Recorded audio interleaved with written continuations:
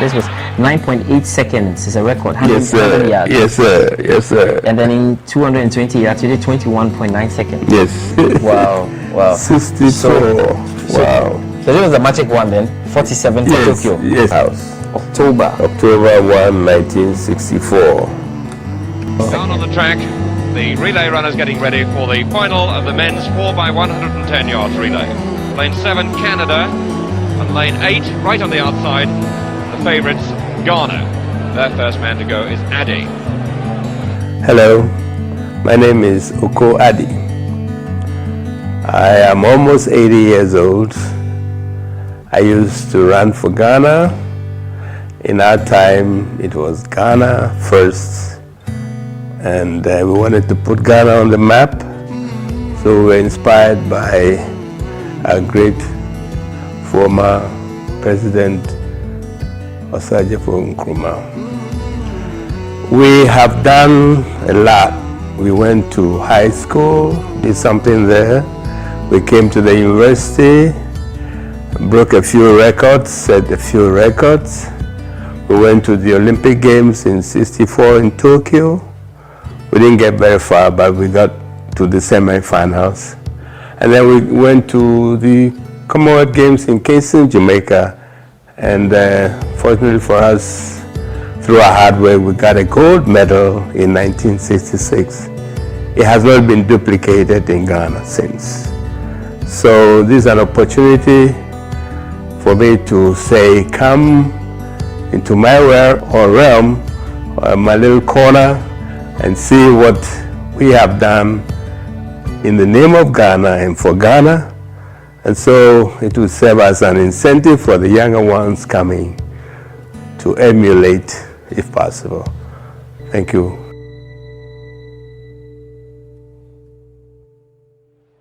In 1966, far away in Kingston, Jamaica, Addy and his teammates won Ghana's only gold medal in sprints in a memorable style, set a games record, and denied hosts Jamaica of gold.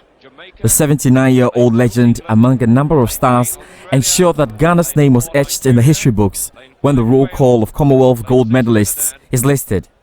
It's been 54 good years, and Ghana is yet to reproduce the same in sprint or even in athletics at any international competition. Ghana left an indelible mark on the 1966 British Empire and Commonwealth Games, and the icing on the cake was how Stanley Alote stormed to a gold medal in the 220 yards final in a then championship record of 20.65 seconds. We went to Jamaica and beat them in their own backyard. In addition to Jamaica, we had Britain, Australia, Canada, the big names. So it was not just it was the pick of the litter, the creme de la creme, So it was very big, it was very huge, and we put Ghana on the map, not only in the Commonwealth, but on the world map, because our time was a Commonwealth record of 39.8 seconds, which was 0.01 of a second outside the then world record. 0.01 of a second. That was how close we came to the world record. So it was pretty huge. Pretty huge. I mean, and to give those of us who were not around a sense of how good the Jamaicans and Canadians were at the time, what would you say? A very funny thing happened. Just before the start of the race, Canada was in lane 7, and Ghana was in lane 8. So the guy walks up to me and he says, "Oh, I'm going to catch up with you by 50 yards." Wow. And that really upset me. So I just said, "Okay, catch me if you can." And from then on, I was so angry and so determined to prove to that guy that we're not there just as, we're there for business. Ghana running beautifully on the outside, the favourites going extremely well, and Wales are going well through Lynn Davis. Lynn Davis streaking down the back straight, and Ghana way out in front, right on the outside. Ghana lead, Wales look like being second at the moment, and holds with Australia coming. The Australians closing up, and Jamaica, and it's Ghana now leading. A lotting for Ghana. Australia second, Wales third, and Jamaica fourth. it. Ghana, Jamaica, Australia, Wales. Ghana wins. Second Jamaica, third Australia, fourth Wales, fifth Canada, sixth Nigeria. Before the Commonwealth Games, Addy was part of the team that made the 1964 Olympic Games in Tokyo. Wow. 64. Wow. So this was the magic one then, 47 for Tokyo. Yes. The number that was the we were contingent. selling 47. Yes, sir. Yes, sir. Do you know how many athletes we sent to the last Olympics? Soccer, we had a soccer, the Team as well. A soccer team. It was a complete, and we had officials, I think officials were about maybe 8 or 9 or something. Yeah. But even that, you still had a good figure. We sent 3 athletes to Olympics and all. Charlie, we are not doing it. And our football team last went there in 2004. Wow. We have been running away for Olympics for a long time. It's really poor. Hopefully that's back. we'll find our feet. Okay, there again, this is the Ibadan Varsity Athletic Champ. Okay, I think we went through this one. Yeah, we went through that. This one. Now, this is the proper. This is the proper special. This is this was taken, about to leave from. Yes, this was taken at Flagstaff House. October 1, 1964. I recognize a few of these guys here. Let me put on my cheaters. Yes, put on. Let's see if I can call some names here. Okay, let's see. This is Osei Kofi. Yes. This is Addo Damete. This is Agrefin. This is also Mensa. Okay. This is Ohenejan. This is Dr. Bugri, Sam Bugri that I was telling you about. Okay. He was Anola Chimotan. Certainly the 100 meters men's final could be guaranteed to provide. At the Olympic Games and with so much potential, Addy failed to make the semi-final as his young mind couldn't properly manage the occasion. In the semi-final, he was in a heat that had the eventual winner, American Bob Hayes, who tied the then world record in 100 meters with a time of 10.06 seconds. Was so lost. Superb runner, this man Hayes. Slow motion analyzes the beauty and sheer perfection of his sprint action. A gold medal. So what happened to you? Because at the time you had some good times, and then at the Olympics you had to qualify for the semi-final. What happened? Well, you can call it confidence booster. I was in the same heat with Bob Hayes. Bob Hayes was the world's fastest. Famous Bob Hayes. Yes, he was the world's fastest runner. 100 yards. He had done 9 point. Under 10. In those days, that was pretty fast. So I found myself in the same sprints as Bob Hayes. Well, what do? Where are you from? And world fastest man, and are you going to? So psychologically, I think I had already conceded. Yeah. So first 60 yards, I'm ahead. 70 yards or meters, I'm ahead. Where is Bob Hayes? I'm still going 80 meters, And then Bob Hayes comes, and I said, okay, now that Bob Hayes has come, you can continue. And I came after the race. I said, oh, but what's the problem with you? You could have at least won these heats. Yeah. No, Bob Hayes was not trying to win. We were just trying to coast them. Preparing for I was doing my best, and I was waiting for him. Yeah. So from then on, I determined that nobody. Yeah. I'm not going to concede anything to anybody. We line up, may the best man win. Straight away. Period. And that was it. And that was a valuable lesson that I learned. And it helped us. 2 years later, yeah. in the Olympic Games. Addy's days at the Fijai Secondary School and the Ghana Secondary Technical School appeared to be important stepping stones. He earned the nickname Daddy Long Legs. While at the University of Ghana, Oku set several records for the school, with his best being the 220 yards record set in 1964 at the Interhall Games with a time of 21.5 seconds. Many of his records are still standing till date. This was at the Crowd Sports Stadium. We had Bashir there, Mate Botre, Okante. I don't know who it was, but it was one of the justifier inclusion, because the small boys were trying to take over the old people's job, and they didn't like it. So he just says, okay, no wahala. Everybody line up, run. Whoever wins, first four, we take them as members of a quartet, and that's what happened. I like it. This is what left student athletes of the Republicans. Exactly. We're them. And Addy, yeah? Yes. We're see, toyed with the big athletes during the 2-day inter-club athletic competition. So Yes. you have to explain that. You can say you toyed with them. Well, What is it? see, they were the small boy. They You were were toying the with the big icons. We were the small boys. We were the small boys, and they were the big guys. And then when we were given the chance, we proved that we could replace the old guys. So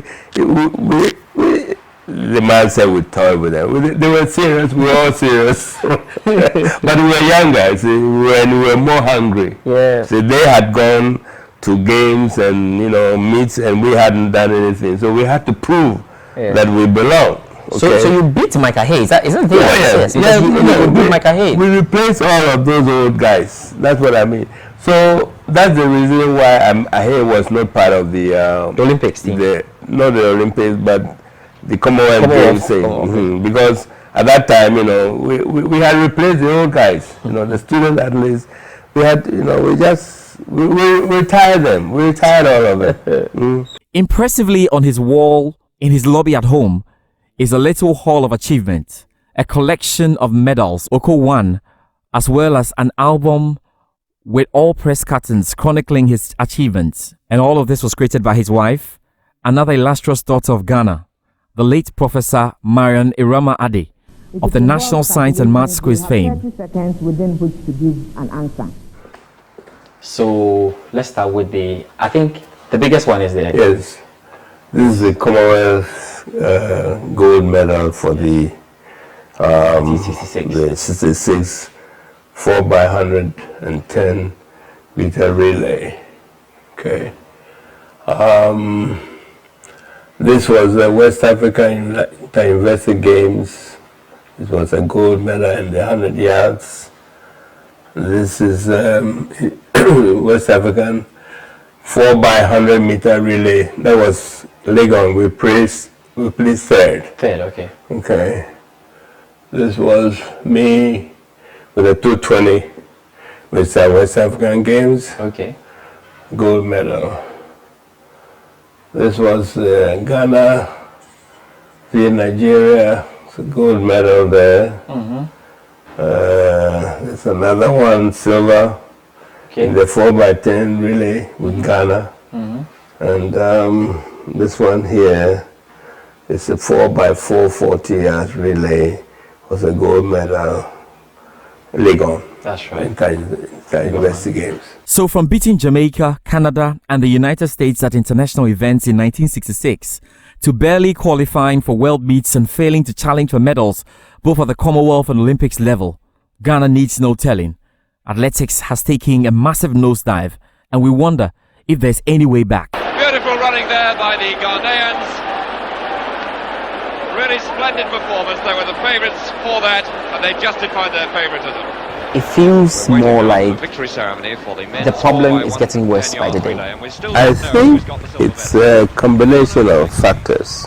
If you come back to Ghana and you look at the average height of the sprinters, 5'8", 5'9".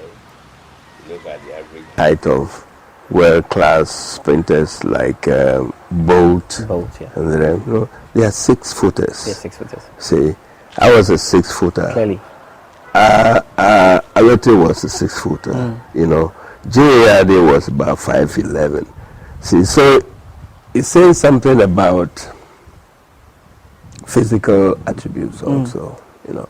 I used to be called Daddy Long Legs. Daddy Long Legs. Yes. When I was in the military, I was very furious. Daddy Long Legs. Because I had long legs. Okay. So that's Daddy Long Legs. Yeah. We can solve that by combing around the country. We used to have what we call justify your inclusion, and all comers. All comers. When they had a soccer match at halftime, they announced it. If you think you can run for Ghana, come and prove it. So halftime, when Hearts is playing Kotoko or whatever, at Kumasi, wherever they go, all comers come in there and prove. And if you do that, especially if you go up north, see, the guys there are much taller and leaner. Yes. You know, so it's a lot of talent around. It's a question of harvesting it and harnessing it, and that comes through organization. And I don't think we are organized as well as we should be, you know, given what we used to do 60 years ago. That's the key. Organization. Yeah. You know, and awareness. You know, the talent is all around us. You know, sure, you can get a guy who will run very fast in Ghana for 10 seconds. Is that good enough? No, not on the world stage. Not at all. So then you start looking for talent. You know, and you look for, you know, specifics. You know, length of stride. You know, as opposed to, you know, the running. No, you tall. You tall. Yes. So you know, when you move one step, the shorter guy has moved 3 steps. Yes. But you know, he's not going anywhere. He's not going away. Okay. Yes. So it's all part of it. You know, you have to look for the talent and let it fit what you're trying to do. After graduating from the University of Ghana, Legon, in 1967, Oko had an offer to work in the United States and left. Unfortunately, the nature of his work was such that he could not train on his own, but reckons he did his best while he could. His meteoric rise in 6 years was absolutely phenomenal. I had to drop all professional ambitions to take care of my 2 daughters. Yeah. They were very important. And I'm glad I did, because now that I'm back in Ghana, I don't even want to go back to the US. They're standing on their 2 feet and they are doing fine. Yeah. Wow. So I really hope that soon we start putting things right, if there's anything like that, so that we can get back to where we are. We have allowed too many people to run away from us. I know. It's going to take such a long time to come back again. But what's your word to the upcoming athletes? Because these athletes, they have the opportunity. The elite athletes have got the opportunity to go to the US. The likes of Benjamin Azamati, the likes of Joe Paul, Sean, Flames, Hall Halite, and the likes. They've got the opportunity to, you know, go out there and study in some of the universities that have got the specialization when it comes to track and field. What would be your advice to them? At this stage, they have already decided what they want to do.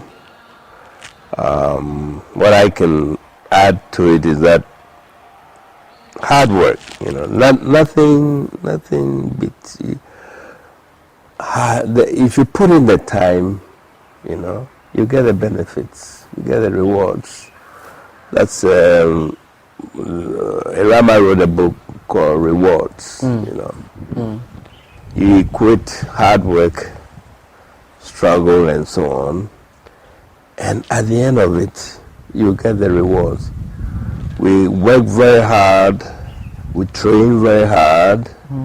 At the end of it, we got a gold medal. You know, so it's whether it's in academia or in track and field or in soccer or in any kind of endeavor, nothing beats hard work. You have to put in the time, you know, and the concentration. And if you do that and you have a good support system, you can't fail. That's right. You know, That's right. it's a combination. You have to have that desire and the drive to do something. Do something for yourself. And then the system will help you. pick it up. Yeah.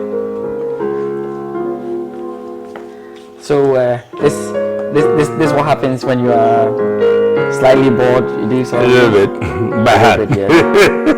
was it part of the training though? Yes. Oh, was part of the training? Oh, it's not bad. Yeah. Well, I think we all love to have a life like he's had. There's more to come. I told you. I mean, after doing everything in the academics field and doing everything on the track, there couldn't be a better way to end this one. Thank you once again for your time. And like you said, hopefully this is an inspiration to all of you. George Addo Jr., Joy Sports.